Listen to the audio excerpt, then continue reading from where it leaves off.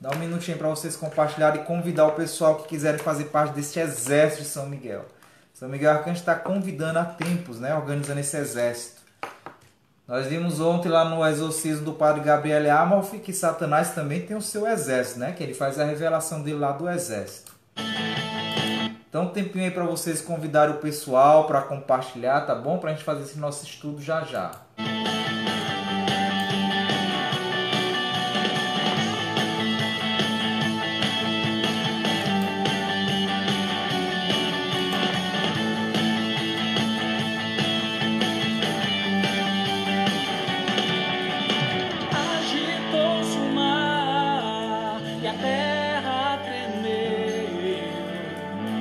Arcanjo Miguel desceu das alturas, agitou-se o mar e a terra tremeu. Quando o Arcanjo Miguel desceu das alturas,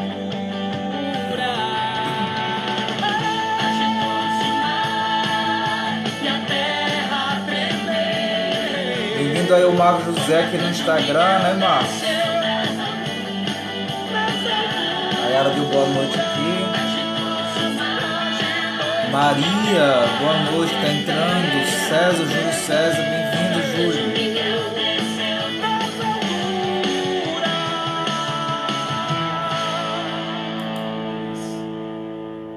Pronto, já compartilharam, né? Então vamos lá. A possessão diabólica, o diagnóstico, o que seria isso? Para estabelecer a realidade de uma possessão, o único método é válido, provar a presença dos sinais, como a gente estava vendo, iniciados pelo ritual romano.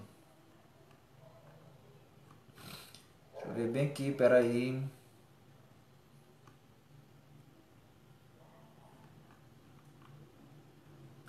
Tá, então vamos lá. Nós vamos saber aqui o que são os estados patológicos e a possessão diabólica. É um problema complexo, né? Um dos problemas mais complexos colocados pela ação diabólica extraordinária sobre o homem é o seu diagnóstico. Então, irmãos, um problema complexo e difícil é a gente diagnosticar a ação extraordinária, que seria o que? Uma possessão, uma infestação. E eu digo aqui, como essa apostila ela é antiga, eu até postei a capa do livro dela lá no grupo do WhatsApp hoje, a capa dessa apostila, Anjos e Demônios, as trevas, né? O poder das trevas. A gente sabe e vê que hoje é mais difícil ainda, eu digo que hoje é mais difícil diagnosticar possessão demoníaca e infestação. Sabe por quê? Porque, infelizmente, hoje toda a pessoa só diz que é problema psiquiátrico ou você precisa ir para um psiquiatra ou para um psicólogo. Porque o demônio ele vai causar o que em ti numa infestação? Ele vai provocar visão, ele vai te atormentar para tu parecer um doido, tá vendo coisas, aí tu vai começar a ficar perturbado, aí os teus familiares talvez não vão entender, aí às vezes você não entende o que está se passando, aí vai dizer, vixe, você precisa de um psicólogo, precisa de um psiquiatra, e aí o diagnóstico com relação a uma infestação, uma possessão, vai se tornar mais difícil. Porque vão te levar só para um psiquiatra e ponto final. E aí? Né? Então, hoje eu digo que está mais difícil, porque as pessoas estão mais querendo levar só para problema médico, sem procurar investigar também o lado espiritual. Né? Então, a questão ela consiste em saber quando estamos realmente em presença de uma ação preternatural. Lembra, grava esta palavra. A questão, o problema está em a gente saber se o estado da pessoa, o problema que ela está passando, ela está sendo provocada por uma presença de uma ação preternatural. O que é uma ação preternatural? Gravem este nome. É uma ação provocada por anjos ou demônios. Se chama ação preternatural. Então, será que você está sofrendo uma ação preternatural? Ou se estamos diante de meras manifestações mesmo de morbidez ou de outro gênero? Por certo, incomuns. mas que não escapa ao âmbito dos fenômenos naturais da alcançada da medicina ou das ciências. Então, como eu havia dito, a gente não sabe às vezes se o problema vem de uma ação preternatural provocada pelo anjo ou demônio, ou se é algo mesmo só mental da pessoa, né? Então, nem sempre é fácil distinguir, diferenciar entre as infestações e possessões demoníacas e certos fenômenos de natureza mórbida, pois é sabido que inúmeros distúrbios patológicos, especialmente de caráter neuropsiquiátrico, provocam estados de extrema agitação, né? Decuplicam as forças físicas, provocam fobias em relação às coisas sagradas e etc. Então é tão complicado você saber se é uma doença mesmo mental ou se é algo provocado pelo demônio, porque são parecidas as ações. Às vezes uma pessoa que está com um problema mental, com trauma, ela pode ter fobia, medo, ela pode não gostar de objetos sagrados, de coisas sagradas. E aí ela pode ter uma rejeição a coisas sagradas. Não quer dizer que porque você deu a cruz e a pessoa jogou ela fora, quer dizer que ela está com um demônio. Então, irmãos, é uma coisa assim tão complexa e minuciosa que requer mesmo especialista dos dois lados. Tanto do lado espiritual para quem vai fazer os exames, como do lado psiquiátrico ou psicológico. Então, resumindo, fazem um pobre doente parecer um possesso. Então, às vezes, a pessoa doente pode parecer ser possuída sem estar possuída. Então, o cardeal Alex Henri Marie Lepicier, ele vai dizer o seguinte, prestem atenção às palavras dele. Sabemos que em algumas pessoas a imaginação, estando fora do normal, pode ultrapassar os seus naturais limites e ser a origem de manifestações estranhas que à primeira vista apresentam uma certa afinidade com ocorrências preternaturais, isto é, produzidas por anjos e demônios. O que é que o cardeal Alexis vai dizer? Que existem casos de situações de pessoas com problemas de imaginação, problemas mentais, que a primeiro instante podem se confundir com presenças de demônios, de visões, né? As alucinações, as visões que a pessoa pode ter. Todos nós sabemos, continua ele aqui, o cardeal dizer o seguinte, todos nós sabemos, deixa eu ver aqui quem está. Todos nós sabemos quantas perturbações pode causar uma doença nervosa em certas criaturas, como por exemplo nas que sofrem de histeria. Então as pessoas que sofrem de histeria, elas podem, né, ter perturbações. Há de fato, aqui continua o cardeal a dizer, há de fato nas ações destes indivíduos muitas coisas que causam admiração, mas é principalmente nos períodos de paroxismos que a histeria está mais apta a exibir muitos e curiosos fenômenos, o principal dos quais é a alucinação. Então, é o seu Jesus, boa noite, seu Jesus lá da Teresina. Então, olha só, a alucinação é o problema maior que se confunde com uma pessoa que está tendo algum problema espiritual. Então, uma pessoa que sofre de alucinação pode parecer e confundir com algum problema espiritual.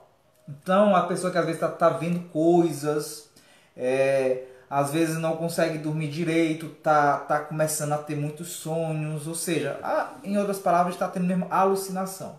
Confunde demais com problema espiritual.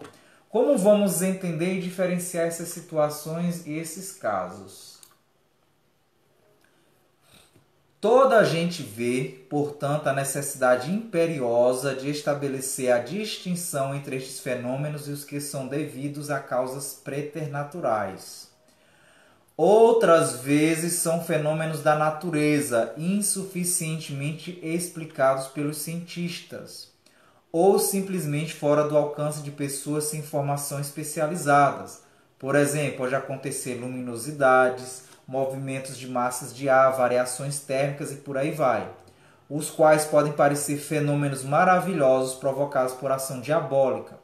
Então, algum fenômeno da natureza que pode estar acontecendo ali, através das pessoas que estão fora do alcance das pessoas, podem ser confundidos com alguma manifestação demoníaca, enquanto às vezes não é. Eu não posso dizer que uma presença de uma manifestação assim extraordinária, de um vendaval, de repente entrou um vendaval na minha casa, etc. Eu não posso dizer imediatamente que ali está sendo alguma presença de alguma manifestação demoníaca.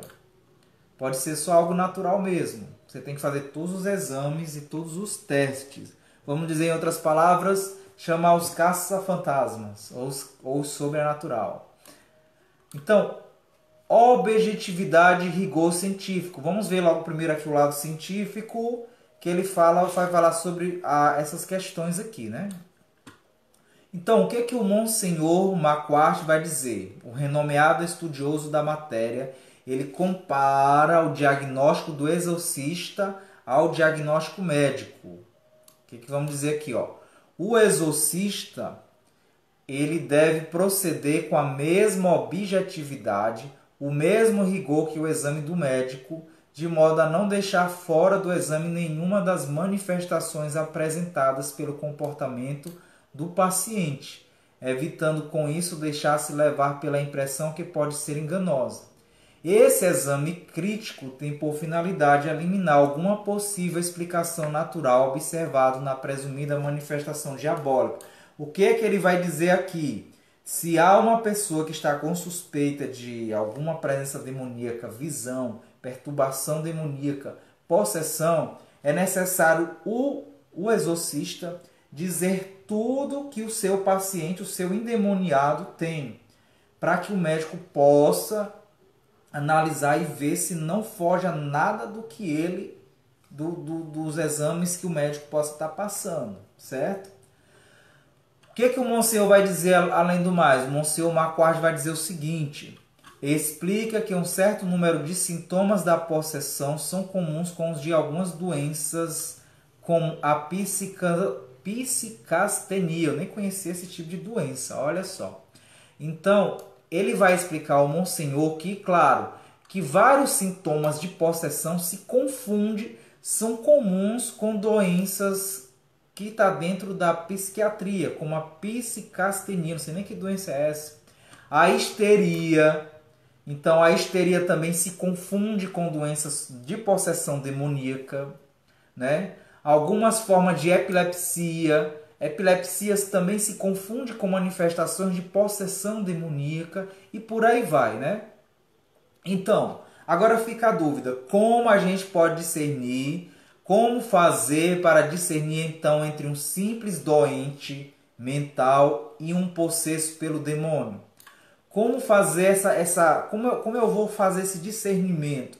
Como eu vou saber mesmo se uma pessoa ela está com um problema mental ou se é uma possessão demoníaca, né? Agora vamos lá, ó. Vai entrar aqui em jogo outros sinais da possessão. Então, o primeiro fato é o quê? Vamos apresentar tudo que a pessoa, o possesso, o suposto possesso tem, os sintomas que ele está apresentando, vamos dizer para o médico, o psiquiatra ou o psicólogo: ó, fulano tem isso. E vamos ouvir o que o psiquiatra está dizendo. Porque mesmo que o psiquiatra vai dizer: mas fulano está com histeria. Mas histeria a gente está vendo aqui que o demônio provoca, né? Então pode confundir.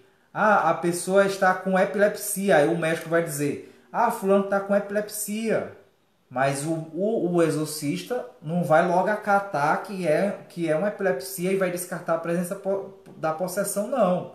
Porque ele sabe que existem sintomas parecidos, né? E essa tal de psicastenia, que eu não sei nem o que é isso, né? Depois eu descobri o que é, né?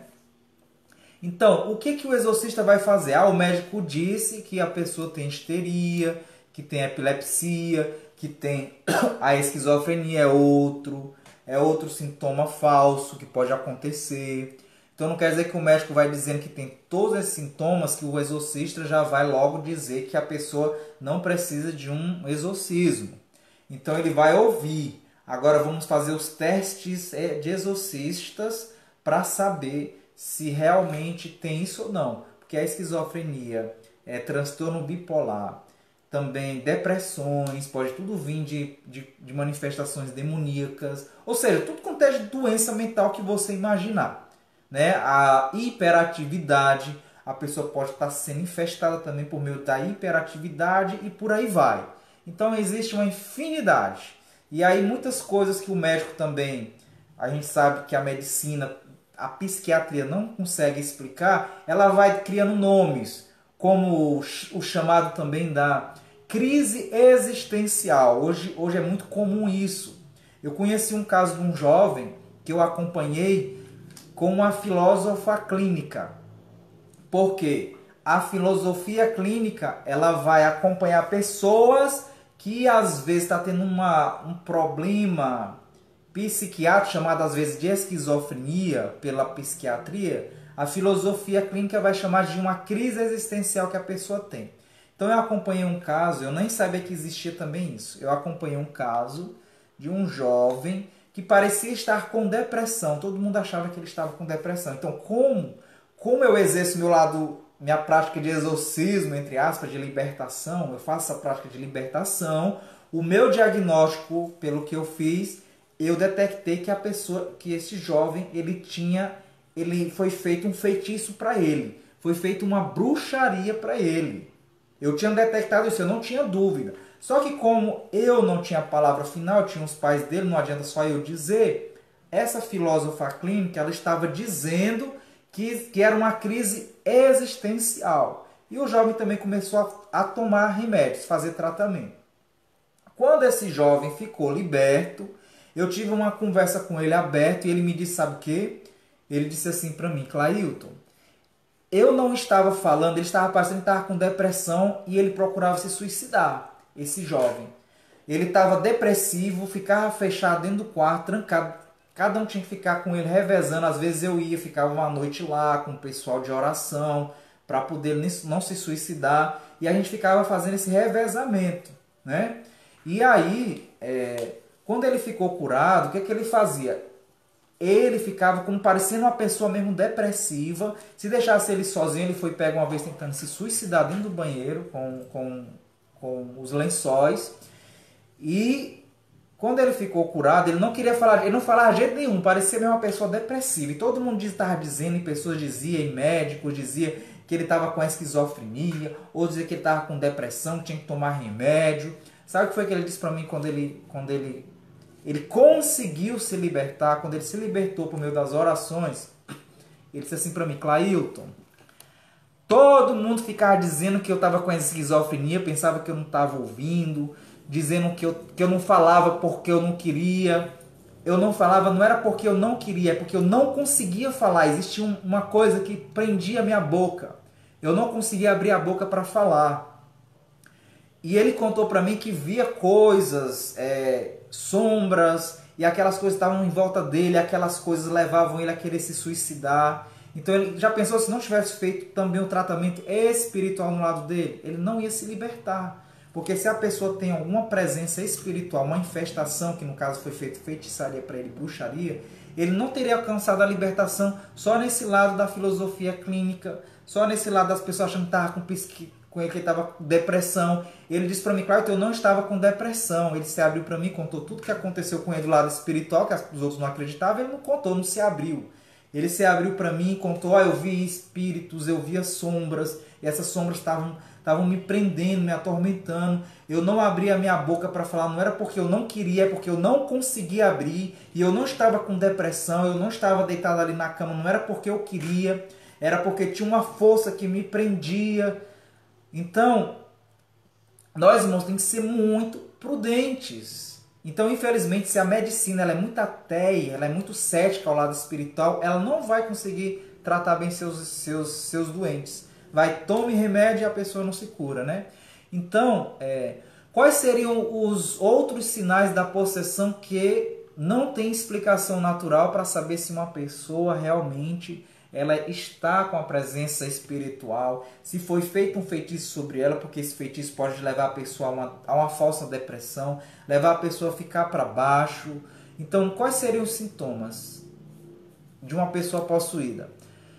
Que não tem explicação natural. Falar línguas estrangeiras, a pessoa possuída pode falar línguas estrangeiras que ela não conhece.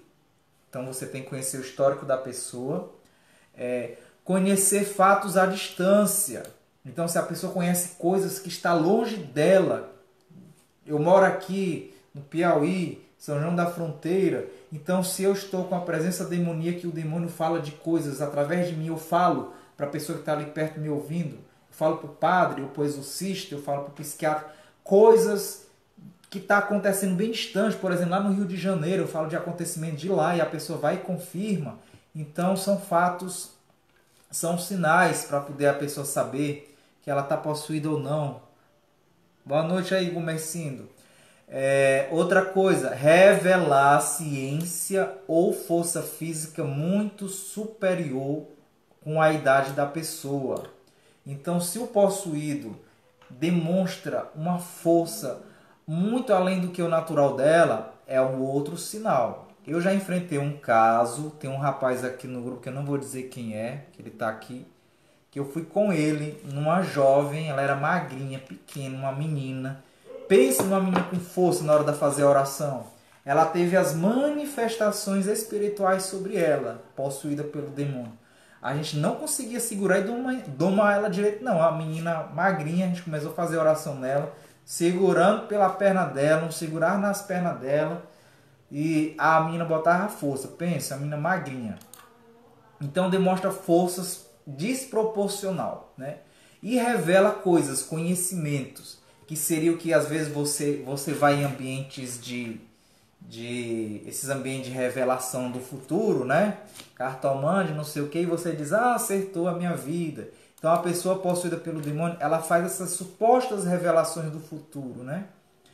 Então essa posição exige ao mesmo tempo muita objetividade e bom senso ao lado de muita fé. Então, para se diferenciar se uma pessoa está possuída pelo demônio, se ela é vítima de bruxaria, ou se há alguma doença mesmo mental, tem que ter muito bom senso e tem que ter também ao lado muita fé, né? Porque, como é evidente, não se pode, sob pretexto de que o extranatural é uma exceção, negar em princípio toda ação demoníaca.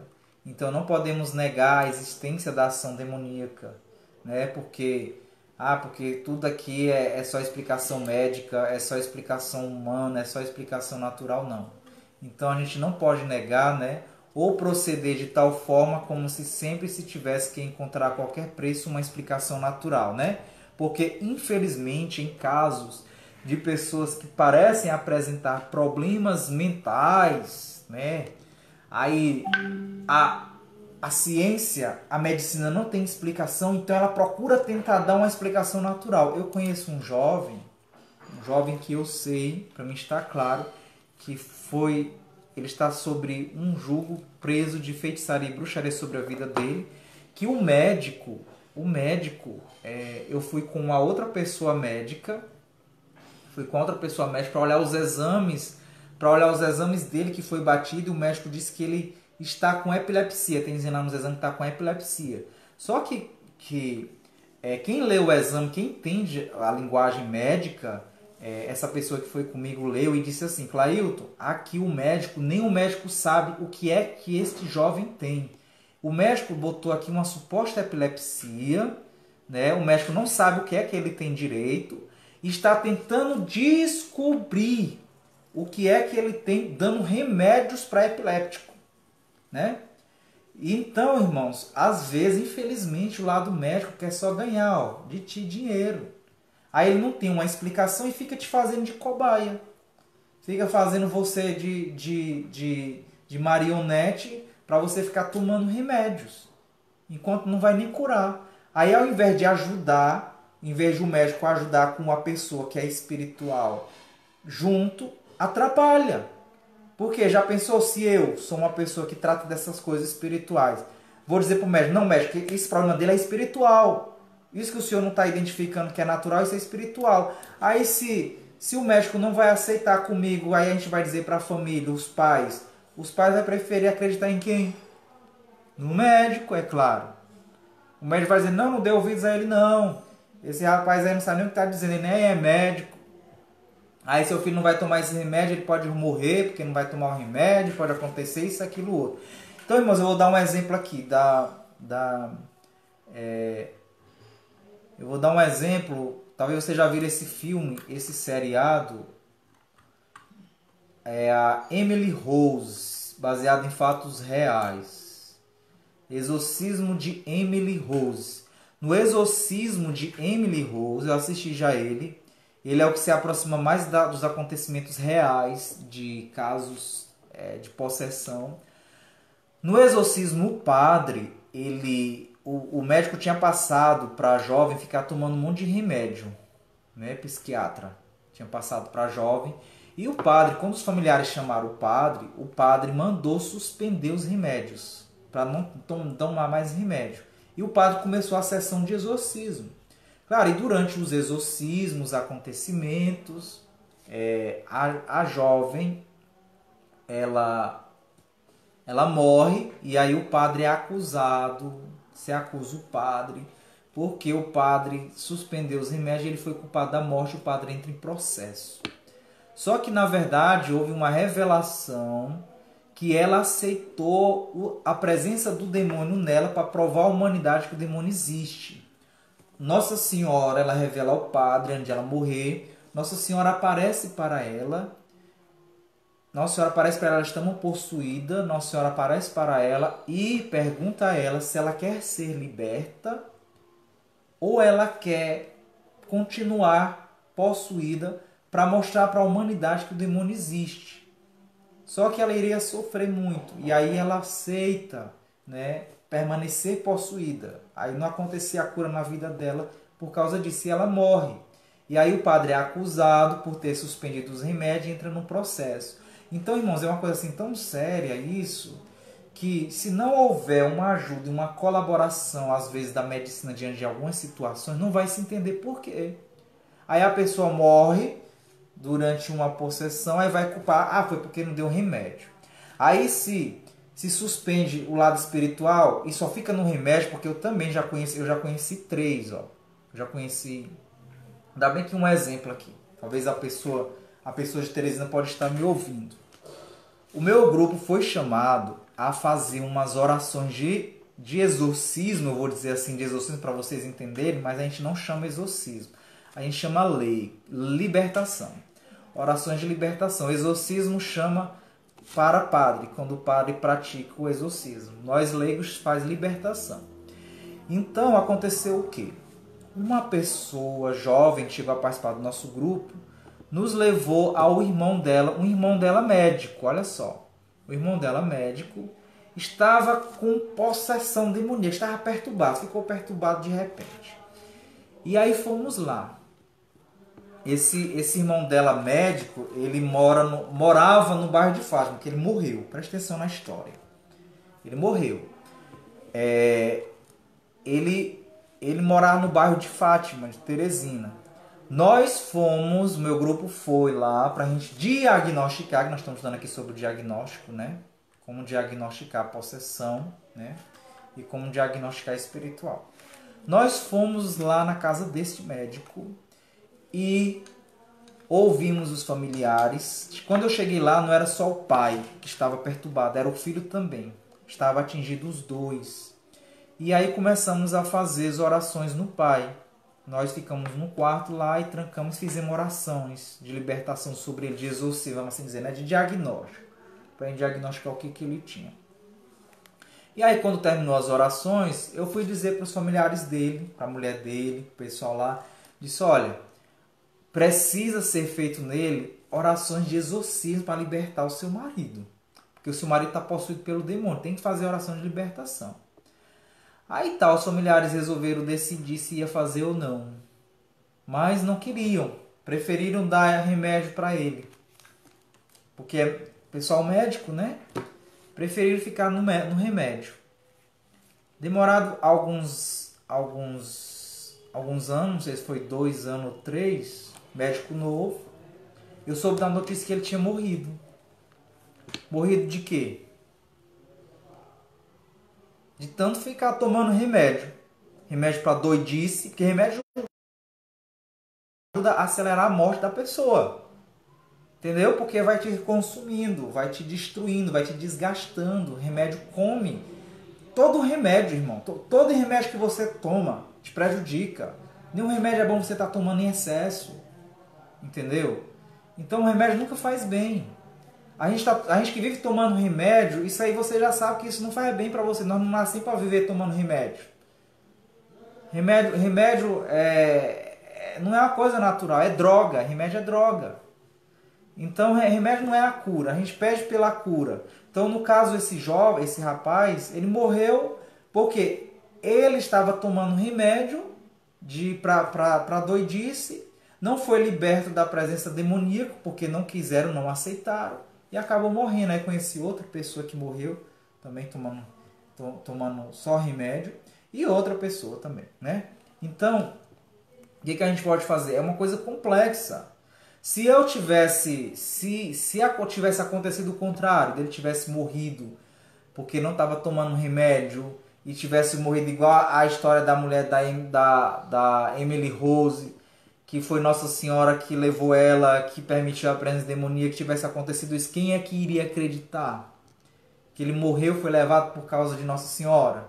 Então, irmãos, é uma coisa complexa, muito complexa de lidar com essas situações, complexa demais. Olha, eu já fui até xingado de um caso também de uma pessoa que a gente levou à força, porque o namorado dela, que foi assim, essa jovem, ela estava tomada, possuída pela pombagira. Nós fomos lá na casa dela, fizemos oração nela de libertação, ela se libertou. Só que o namorado dela estava com medo de ficar com ela. E aí o que foi que aconteceu? Ele não queria que ela ficasse lá, na casa dele. E aí tivemos que levar ela à força dentro do carro. A menina não estava mais endemoniada, mas tivemos que levar à força para a igreja. E aí depois eu recebi só foi xingamento, que ela não queria mais, nunca mais me ver, porque fez ela passar vergonha, não sei o que, parará, parará, parará. Então a gente tem que estar preparado para tudo, irmãos. Ela chamou até a polícia. A gente desceu na igreja que eu não vou dizer o local, com ela e todo mundo, e ela foi embora, saiu correndo, foi chamar a polícia para prender nós, onde vocês estão preparados para ser preso por ajudar o próximo. E aí depois de ter passado alguns dias, ela foi agradecer. Ela veio me agradecer depois, ela mandou um áudio no WhatsApp agradecendo. Né? Ela foi compreender depois toda a situação, entendeu? E hoje ela participa da igreja direito, é uma pessoa direito. Então, irmãos, a gente fazer esse tipo de trabalho, a gente ajudar as pessoas nesse tipo de missão, é correr o risco de ser preso mesmo. Então, é como os apóstolos de Jesus, como esse padre aí da Emily Rose, que estava respondendo o processo. Então, é você estar disposto a ser um cristão para ajudar o próximo, seja lá qual for a tua missão. Se você prega, se você fala abertamente a verdade de Jesus Cristo, se você condena os erros do mal aí no nosso mundo, você corre o risco de ser preso, de mandarem te prender. Então, todos os lados ser cristão, você procurar defender ser cristão de verdade, você pode ser preso, irmão. Então, não escapa. Ou você se decide ser cristão, ou não se decide ser cristão. Então, amanhã nós vamos ver os perigos de um diagnóstico errado.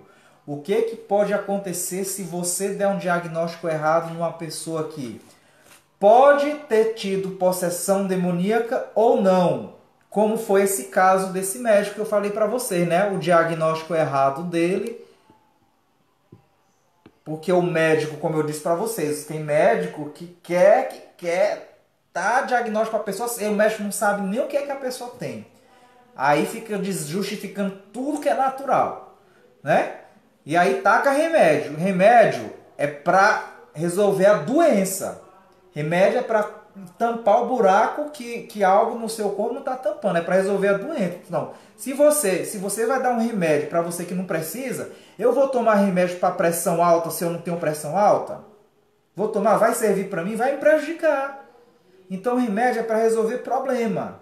Se o médico é teimoso, porque tem médico que é teimoso, infelizmente, aí teima pelo orgulho dele de dizer, de achar que é e fica cobrando a pessoa, aí a pessoa se prejudica. Como esse próprio médico que a familiar foi levar para o hospital para ser curado, no lado só da medicina, morreu de tomar remédio.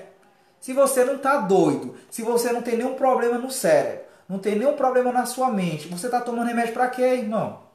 É do mesmo jeito, eu não tenho pressão alta. Aí um médico dá um diagnóstico errado para mim, eu vou tomar remédio para pressão alta. Aí o que, que vai acontecer? Eu vou morrer. Ou remédio para pressão baixa. Eu não estou precisando de remédio para pressão baixa. Aí o médico dá um diagnóstico errado. Remédio para coração. Remédio para o que mais? Para os rins. Meus rins tá bom, o médico dá o diagnóstico errado. Eu começo a tomar remédio para rins. Então, irmãos, o perigo de todos os lados existe. Seja espiritual, seja material, né? Seja da medicina, da psicologia, da psiquiatria. Então, só requer daqueles que estão fazendo análise, humildade e verdade. Esse jovem que o médico disse que está com epilepsia, eu já até quis ir atrás lá do médico para ouvir conversar com o médico, mas ainda não tive a oportunidade. Já falei com os pais, e quando fosse levar esse jovem nesse médico de novo, que o médico não sabe nem se o que ele tem direito, fica dizendo que ele está com epilepsia sem estar lá no diagnóstico, não tem dizendo que é epilepsia, dizendo que ele está tentando descobrir. Então, eu quis ir ao médico e estou esperando o dia de me levarem também para poder saber e conversar com o médico, entendeu? Porque o meu lado é o espiritual e o do médico é o... Então, se o médico não sabe o que é, entendeu? Então, tem que haver essa união, tá bom? Então, amanhã vai ser sobre isso, os perigos, né? Como eu já citei para vocês aqui antecipado, que podem ser uns perigos errados. Francisca, boa noite, já estamos encerrando aqui. Então, eu agradeço aqui a participação de vocês por mais essa noite aqui na live, tá? Aqui o pessoal do Instagram, bem? O Marcos José está aí no Instagram. A minha tia Raquel também está no Instagram. O Francisco Lima, boa noite aí, que está no Instagram. Deixa eu ver quem mais, o pessoal aqui também do Facebook aqui, agradecer. Pessoal do Face. A internet aqui tá no travamento. A Carla, boa noite, Carla. Josiane Amarília, André Henrique, Gorete, Quitéria, Manuel, Célio, Jaci. Então, boa noite a todo mundo. E amanhã a gente continua às 8 horas, tá bom? E depois o nosso estudo dos anjos. E sábado, nosso debate. Todo sábado, 8 horas, nossa quaresma. E para quem está chegando agora e não sabe, todos os sábados, quando a gente terminar essa quaresma que termina dia 28, essas lives que eu estou fazendo todas as noites, termina dia 28. Eu só vou ficar nas lives todos os sábados à noite, 8 horas, continuando nossos estudos e debates, tá? E perguntas, tá bom? Então um abraço para todo mundo, vamos fazer a nossa oraçãozinha aqui de encerramento, para que Deus e os anjos, Nossa Senhora, possam nos abençoar esta noite. Em nome do Pai, do Filho e do Espírito Santo. Amém. São Miguel Arcanjo, defendei-nos no combate. Sede o nosso refúgio contra as maldades ciladas do demônio. Ordem-lhe Deus, instantemente o pedimos, e vós, príncipe da milícia celeste, pela virtude divina, precipitai no inferno a Satanás e aos outros espíritos malignos que andam pelo mundo procurando perder as almas. Amém. Então que Deus, Nossa Senhora, os anjos, nos guardem essa noite, nos protejam e nos mantenham na santa paz. Até amanhã e uma boa noite, irmãos. O pessoal aqui que estão no Instagram, eu aconselho, se quiserem, não estiverem gostando muito aí da imagem, que não está saindo boa, porque o celular não é muito bom, aí podem ir pro Face, tá?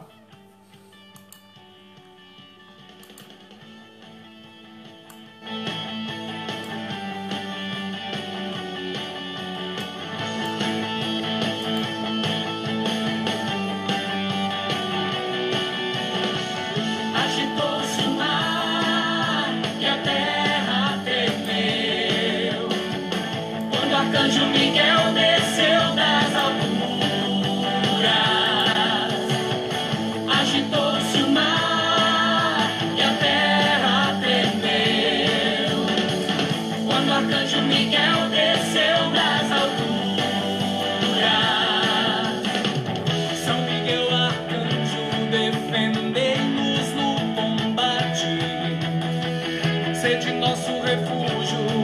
contra as ciladas do inimigo. Ordenai, ó Deus, instantemente o pedimos. Príncipe da milícia celeste, convocamos a ti, ó guerreiro, forte, homem fiel, defensor, a igreja de Cristo, Senhor.